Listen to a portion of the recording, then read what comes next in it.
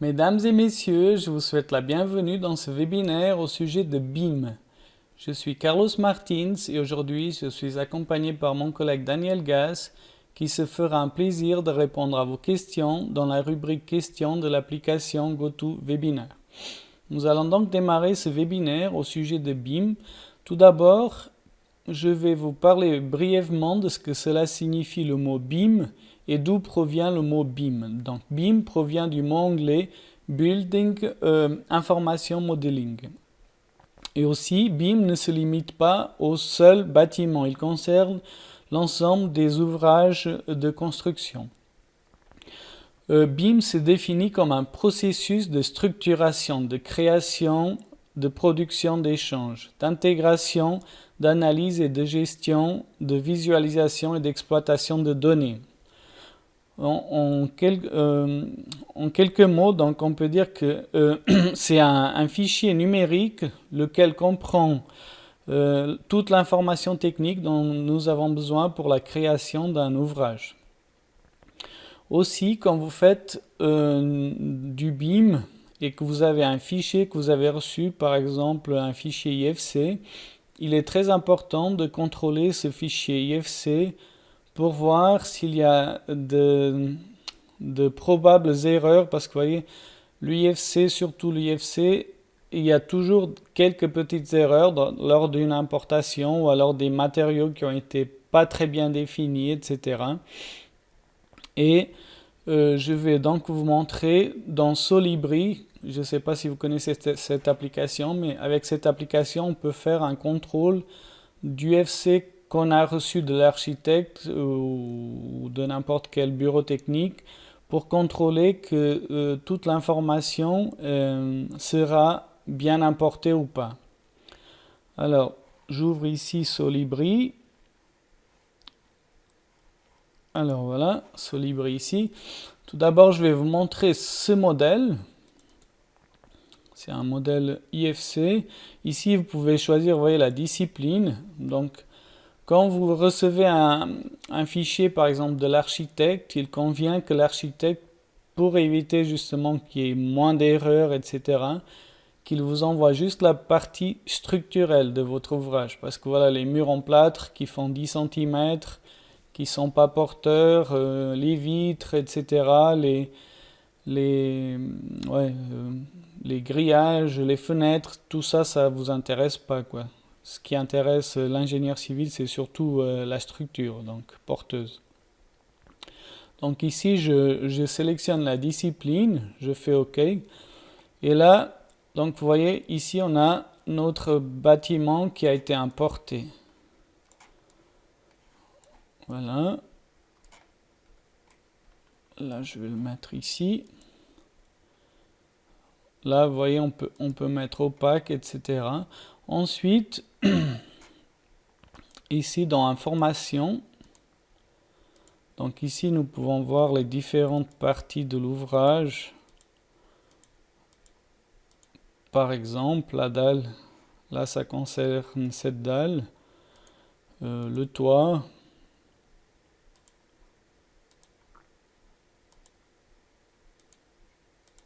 voilà, cette dalle-là. Et puis ici on a toutes les informations, vous voyez, de la dalle, le type de matériaux, etc.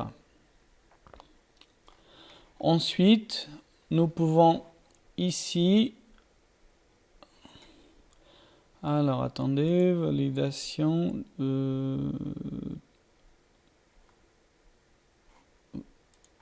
pour une validation structurelle. Voilà. OK. Là, je vais fermer cette fenêtre. Ici, nous pouvons vérifier la structure pour voir les différents problèmes qui puissent exister.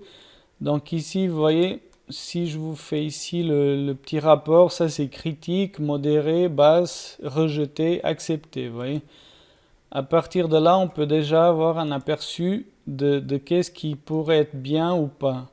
Par exemple, ici, nous avons des problèmes d'intersection de murs. Ça, ce sera certainement un problème. Voilà. Ici, nous avons aussi la dalle ce mur, nous avons aussi ici, voilà, ça c'est tous des éléments, voilà, ce mur par exemple, avec la croix, c'est sûr qu'il va être rejeté, celui-là aussi. Ça c'est des éléments que voilà, ils sont pas très bien définis, mais ça pourrait encore passer. Voilà. À travers Solibri, donc, vous avez la possibilité de voir votre structure et analyser déjà les éléments qui pourraient être problématiques lors de l'importation. Voilà, je vous ai montré maintenant ce que je voulais. Celui-là, je peux fermer pour l'instant. Attendez, fermer. Non, voilà. Maintenant, je vais vous montrer dans Axis l'importation d'un fichier IFC. Alors, je vais ici, je fais importer. Ici, bien sûr, vous avez cette fenêtre, il faut choisir ce que vous voulez importer. Par exemple, justement, maintenant qu'on parle du BIM, on va importer un fichier IFC.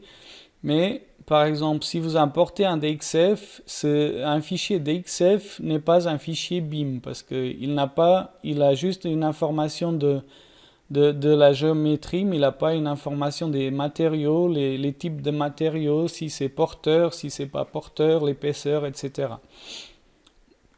Donc voilà, juste pour faire une petite différence entre les différents types d'importation. Là, on va faire une importation IFC. Aussi, si vous voulez importer par exemple un fichier Revit, Tekla, etc. Revit, ce qu'il y a de bien, c'est qu'on a une connexion automatique avec Axis. Donc, c'est pas un fichier, vous voyez, qui sert d'échange entre différents programmes. Donc, ici, quand on fait une importation Revit, si on a un fichier Revit de l'architecte, etc., donc la structure, elle est pratiquement, disons, bonne pour mettre les charges, etc. et calculer. Maintenant, si on va dans IFC, donc, d'abord, je vais importer ce fichier-là, juste pour vous montrer quelques problèmes. Donc, dans Axis, on a ici cette fenêtre d'importation. Là, je vais dire OK pour être le plus rapide possible. Donc ici, nous avons des erreurs de nouveau. Et là, on va voir qu'est-ce qui se passe. Tout d'abord, quand on regarde ça, je vois déjà beaucoup de problèmes. C'est que... attendez, je vais ici enlever ça. Vous voyez ici les piliers, ils ont été définis... attendez. Ouais, je vais là, voilà. Les piliers, ils ont été définis comme des murs. Donc, ce qui n'est pas très pratique, voilà. Ensuite, quand vous avez toujours des éléments qui sont traitiers, là, c'est sûr qu'Axis, il ne va pas le reconnaître. Par exemple, cet élément-là, il est en traitier, donc Axis, c'est sûr qu'il ne va pas le mettre dans l'importation. Et là, par exemple... Si maintenant on transforme donc ce fichier numérique en un fichier Axis, là voilà, on a cette fenêtre qui apparaît. Ici, je peux dire que je peux tout valider. Ici, voilà, il va transformer tout ce que nous avons dans l'IFC. Voilà, ici vous voyez pour la dalle, vous avez la possibilité, il trouve le matériau automatiquement, ou alors vous pouvez ici tout de suite définir que vous voulez ce matériau pour la dalle. Pour les murs, voilà, il a reconnu c'est stahlbéton, mais on va mettre ça par exemple. Et puis pour le poteau, on met aussi ça. Voilà. Et là, vous voyez, on a un autre modèle qui a été importé, lequel il manque des murs. Vous voyez ici, il manque des informations. Là, justement, ce mur, il n'a pas été reconnu. Et aussi, le gros problème, maintenant je fais Escape, juste pour vous montrer. Donc, vous voyez ici, c'est considéré comme un mur, c'est pas un pilier. Donc, voilà. Ici, on voit tout de suite qu'on a quelques soucis lors de l'importation. Aussi, je vais vous montrer maintenant, là je reviens en arrière, c'est plus simple. Je vais importer un autre fichier.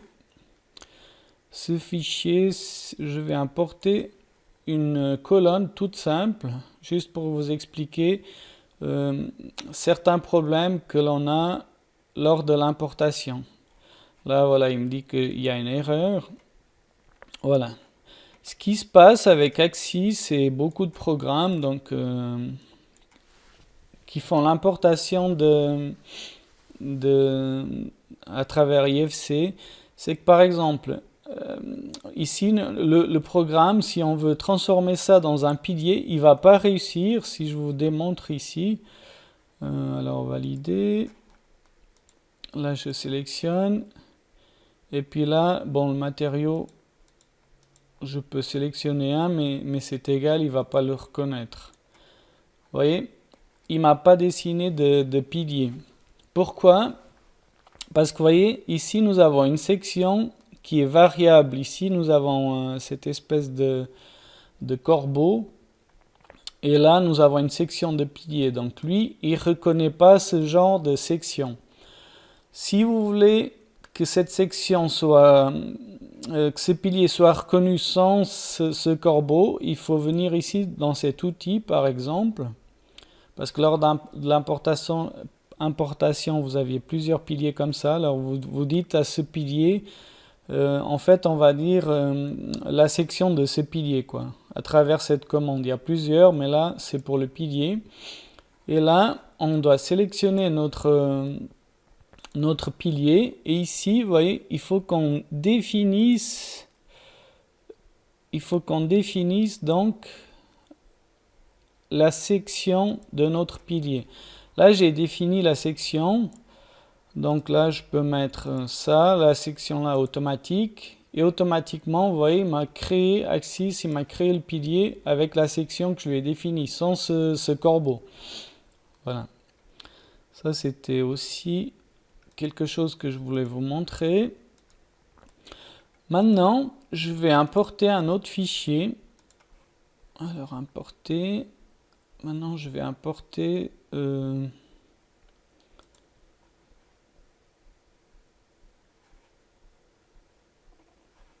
celui-ci par exemple.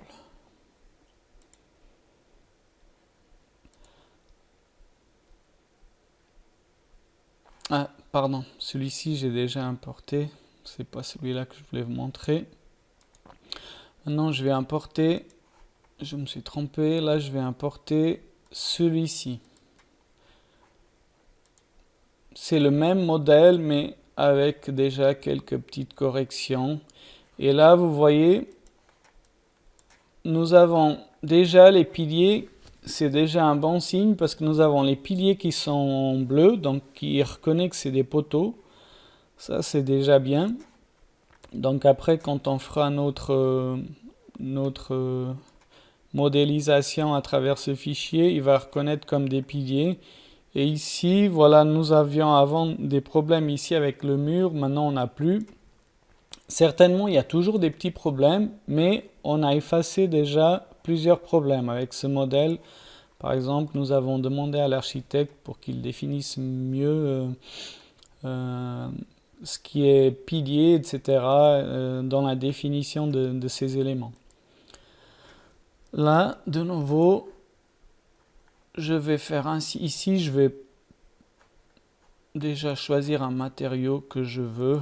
Je préfère plutôt que partir sur celui-là. Tout simplement parce que voilà, ce matériau, en utilisant ce matériau, c'est déjà un matériau avec la norme SIA et je suis sûr de pouvoir faire mon calcul après correctement, quoi. Ici de nouveau, voilà. Et puis le reste, je laisse automatique parce qu'il va reconnaître automatiquement. Donc là, vous voyez, notre structure est plus ou moins faite, quoi. Ici, par exemple, nous avons notre section de pilier 30-30 avec le matériau. Si on vient là, on a notre structure qui est déjà... On voit qu'elle est beaucoup plus... qu'elle est déjà assez complète, quoi, même s'il y a toujours des erreurs, etc. Les erreurs, comme d'habitude, vous pouvez voir s'il y a des erreurs ici dans la vérification de la géométrie. Là, donc maintenant, vous voyez, il y a toujours des petits problèmes. Par exemple, ici, il faut ajuster la dalle à cet élément-là, par exemple. Pardon, c'est pas ça que je voulais faire. Voilà, on peut ajuster ainsi, par exemple. Mais ça, c'est un grand travail si on doit faire aussi comme ça, nœud à nœud. Je vais vous montrer dans un instant une méthode un peu plus conviviale et rapide. Donc là, par exemple, parce que vous voyez, il se peut que dans le même plan, nous ayons des nœuds qui ne sont pas tout à fait alignés, etc. Donc moi, je conseille de mettre dessus. Et quand vous mettez dessus, vous voyez, vous avez une vue qui est... Vous pouvez voir donc les nœuds, il y a un nœud qui est là, alors qu'on a une ligne ici. L'idéal serait, vous voyez, quand on fait surtout un maillage après, c'est que tous les nœuds se trouvent exactement sur la même ligne. Alors, une des solutions qu'on peut faire sans détruire notre structure, c'est de sélectionner par exemple ici tous ces nœuds. Imaginons, voilà. Là, je viens sur le tableau. Ici, je vais sur nœuds. Donc là, vous voyez, les nœuds qu'on veut varier, c'est en Y, pardon. En X, voilà, ça c'est la longueur du mur, puisqu'on est en train de regarder en X. Donc si on est en Y, ici, on sélectionne tout le tableau. Et puis en cliquant bouton droit de la souris ici, nous pouvons choisir, fixer une valeur, vous voyez, pour qu'elle soit toujours la même. Donc là, je peux dire par exemple qu'on aura cette valeur plutôt que d'avoir plusieurs, voilà, des nœuds qui sont pas tous sur la même ligne. Je sélectionne ça, valider, et là, vous voyez, tous les nœuds ont été mis sur la même ligne. Donc ici, nous avons un plan, c'est beaucoup plus simple. Ça, c'est pour l'axe X. Vous avez aussi la possibilité, bien sûr, de le faire sur l'axe Y. Sur l'axe Y, c'est la même chose. Là, par exemple, je sélectionne ici l'axe Y. Ouais, voilà. Et ici, de nouveau, vous voyez, on peut aller ici sur nœud. Et là, c'est le X on va changer légèrement, vous voyez. On sélectionne tout. Et ici, on va fixer une valeur.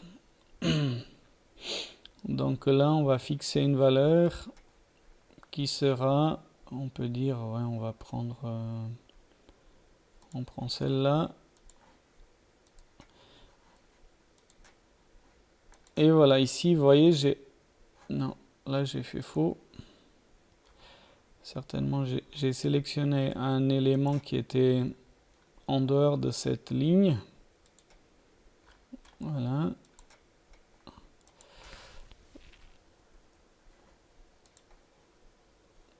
Alors, attendez, juste ici, je vais sélectionner...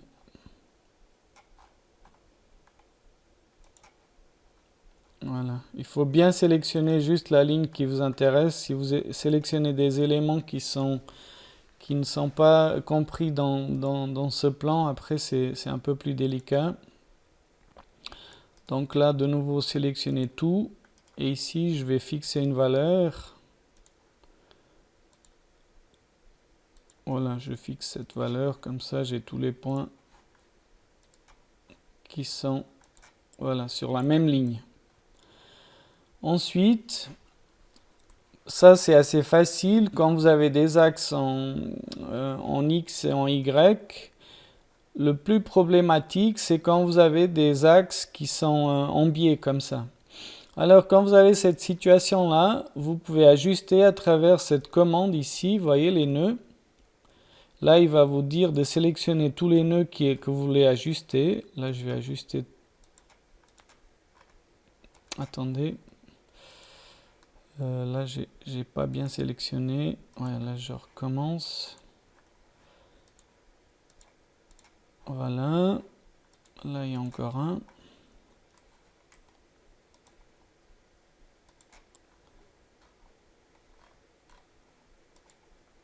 Et là, ces deux-là. Donc, je vérifie si j'ai tout bien sélectionné. Ouais. Tout a l'air d'être bon, voilà. Maintenant, ici, il y a des éléments hors plan, déplacer les nœuds, ok. Alors, attendez, là, j'ai pas sélectionné. Là, je dois sélectionner 3 nœuds dans un plan.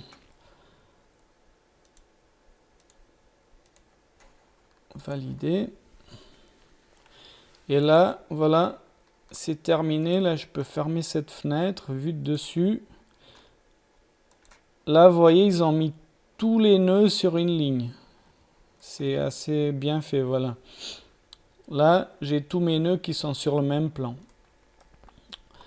Voilà pour cette partie. Maintenant, je vais déjà ouvrir un modèle. Ce modèle-là, bon, je ne vais pas perdre maintenant encore 10 minutes à changer tous les points qui pourraient être en conflit. Je vais vous montrer déjà le modèle changé et calculé. Donc ici, on a le modèle changé et calculé.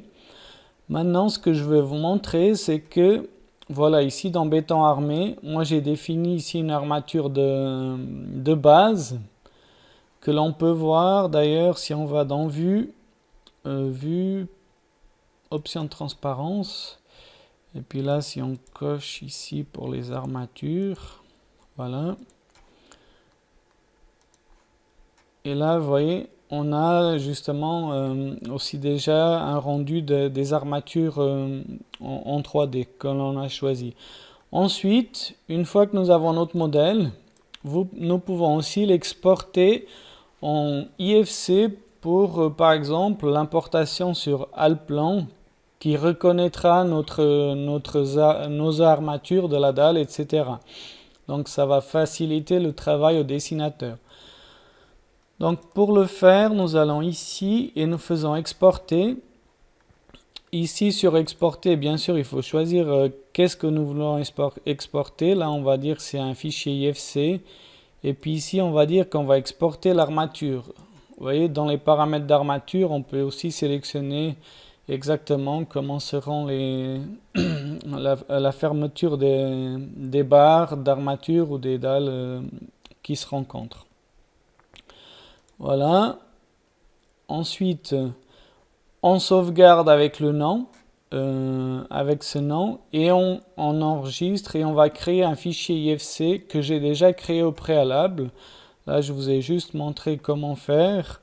Et maintenant, si on ouvre de nouveau Solibri, juste pour vous montrer comment ça fonctionne, là, j'ouvre mon fichier qui a été... donc là, je fais structure. Là, c'est donc notre fichier qui a été fait à travers Axis, exporté par Axis.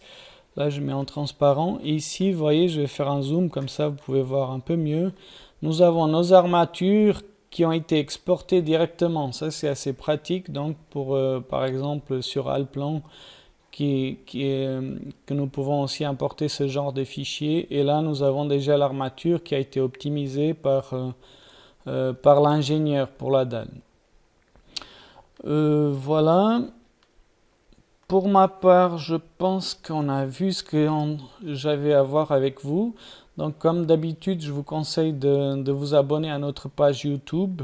Ainsi, vous pouvez recevoir des notifications lorsque nous avons des vidéos qui sont mises en ligne. Et voilà, j'espère que vous allez trouver des contenus intéressants pour développer vos connaissances dans Axis ainsi que dans d'autres programmes. Pour ma part, je vous remercie beaucoup de m'avoir suivi et je vous souhaite une agréable journée et je vous dis à tout bientôt. Merci beaucoup.